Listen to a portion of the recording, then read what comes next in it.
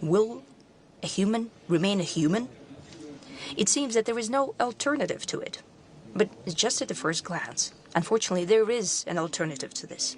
That is the descent of humankind into the abyss of aggressive anarchy, internal and external schisms, loss of traditional values, new forms of tyranny, essential abandonment of classic principles of democracy, basic rights and freedoms.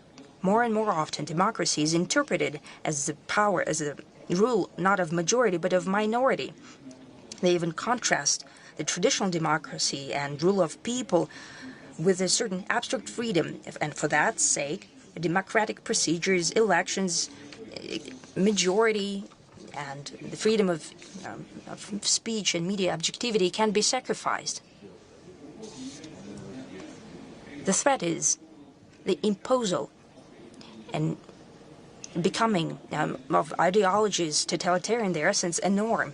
And that's what we see in the Western liberalism that has degenerated into, I believe, in extreme intolerance and aggression towards any alternative, towards any sovereign and independent thought.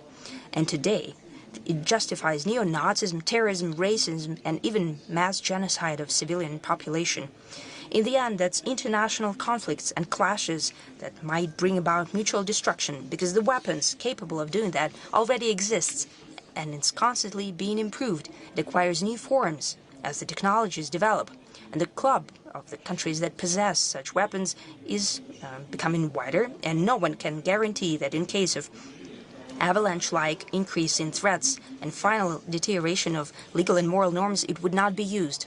I have already said that we've come to a dangerous line, and calls of the West to deliver strategic defeat to Russia, a country with the largest arsenal of nuclear weapons, shows extreme adventurism of the Western politicians, at least some of them. Such blind faith in their own impunity and exceptionalism might turn to a global tragedy. At the same time, the previous hegemons used to ruling the world back from colonial times learn, and more often to their surprise, that no one is listening to them. The attempts to maintain the power slipping away through force only leads to overall instability and great attentions, to casualties and destruction, but the result that they're trying to achieve, to maintain their absolute power, such attempts do not ensure success, because the course of history cannot be stopped. Instead of becoming aware of futility of their strive, the objective nature of changes, some of the Western elites are prepared to do everything not to allow for emergence of new international system in line with the interests of the world majority. The policy of the U.S. and their allies in the past years is more and more prominent through the principle, if I can't have it, no one will. If you're not with us, you're against us. Well, this formula is very dangerous, because here and in many countries of the world, there is such a saying that you reap what you sow. The chaos and systemic crisis is already in full swing in those countries that are trying to conduct such a policy.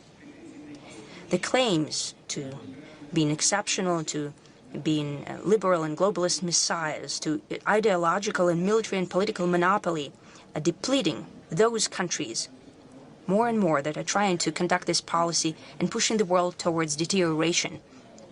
It comes in direct contradiction with the true interests of the nations of the US and European countries. I'm sure that sooner or later the West will understand that, because the foundation of its former great achievements was always the pragmatic and sober approach, based on very harsh and at times cynical but rational evaluation of what's happening in their own capacities.